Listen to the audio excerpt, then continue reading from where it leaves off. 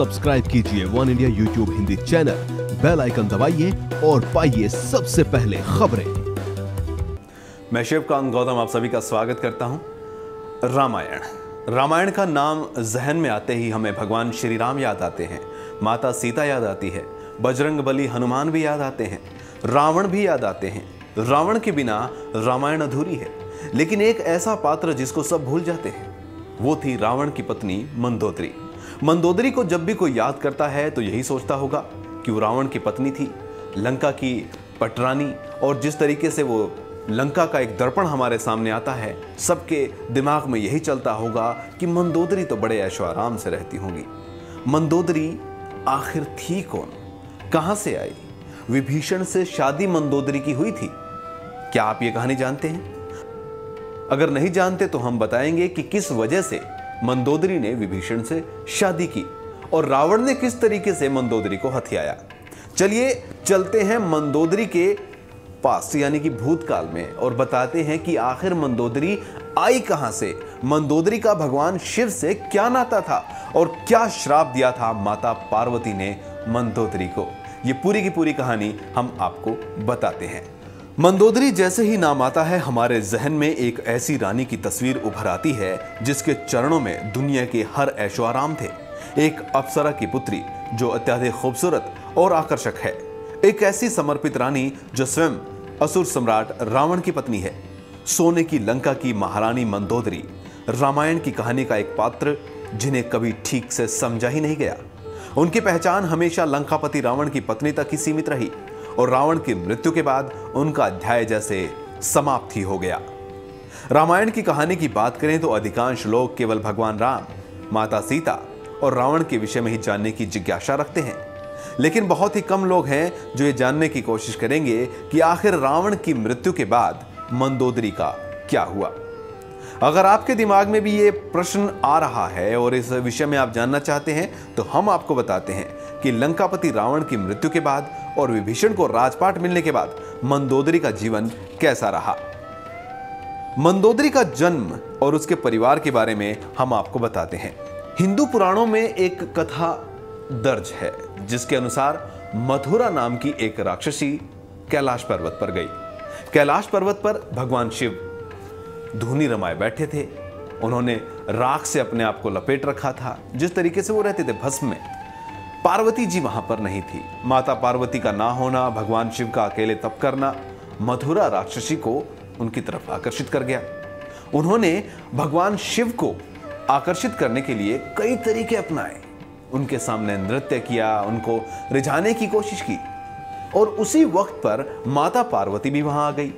माता पार्वती ने देखा कि मथुरा नाम की राक्षसी भगवान शिव के साथ नृत्य कर रही हैं। भगवान तो बैठे हैं लेकिन वो उनको रिझाने की कोशिश कर रही हैं और भगवान शिव की जो भस्म थी वो उस राक्षसी के शरीर पर भी थी। इसको देखकर माता पार्वती गुस्से में आ गई। उन्होंने उस राक्षसी को श्राप दे दिया। श्राप ये कि वो मेंढक बन जाए और 12 साल तक वहीं एक कुएं में रहे। यह सुनने के बाद राक्षसी को होश आया। उसने माता पार्वती से माफी मांगी, गिड़गिड़ाई, भगवान शिव से गिड़गिड़ाई। भगवान शिव ने पार्वती मां को बार बार यह अनुरोध किया कि इसका श्राप कम कर दिया जाए। तब माता पार्वती ने उनको श्राप दिया कि अगर आप भगवान शिव की आराधना करती रहेंगी और तप करेंगी, पश्चाताप करेंगी तो ये पाप जो है वो कम हो सकता है और 1 साल बाद आप अपने उसी रूप में आ सकती हैं। लेकिन ऐसा नहीं हुआ। राक्षसी मथुरा को 12 साल तक तप करना पड़ा। अब आपको बताते हैं कि मथुरा मंदोदरी कैसे बनी। असुरों के देवता मयासुर और उनकी पत्नी अप्सरा पत्नी हेमा के 2 पुत्र थे, लेकिन वे चाहते थे कि उनकी एक पुत्री हो। इसी इच्छा को पूर्ण करने के लिए उन दोनों ने कठोर तपस्या करनी शुरू कर दी ताकि भगवान उनसे प्रसन्न हो और एक पुत्री दे दे। इसी बीच मथुरा की कठोर तपस्या के 12 साल भी पूर्ण हो गए। जैसे ही मथुरा के 12 साल पूरे हुए तो वो अपने वास्तविक रूप में आ गए। वास्तविक रूप अत्यंत सुंदर था। कुएं में पड़ी पड़ी मथुरा ने आवाज लगाई कि उसे कोई बचाए।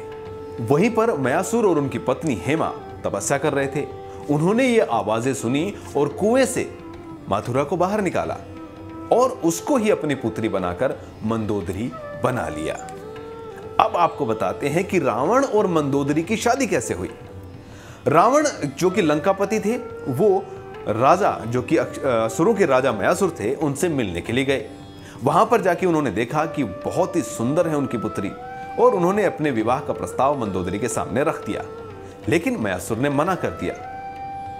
चूंकि रावण बहुत बलशाली था, उन्होंने बलपूर्वक मंदोदरी से शादी जो है कर ली। जबरन शादी में मंदोदरी की भी हां रही।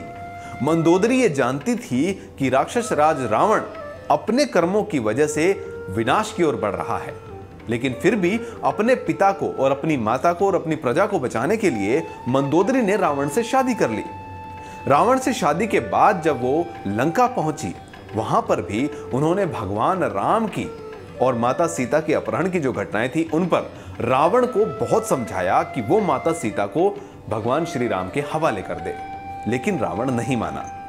मंदोदरी के 3 पुत्र थे, मेघनाद, अतिकाय और अक्षय। अक्षय जिसका हम सब जानते हैं कि भगवान बजरंगबली ने किस तरीके से अशोक वाटिका में संहार किया था।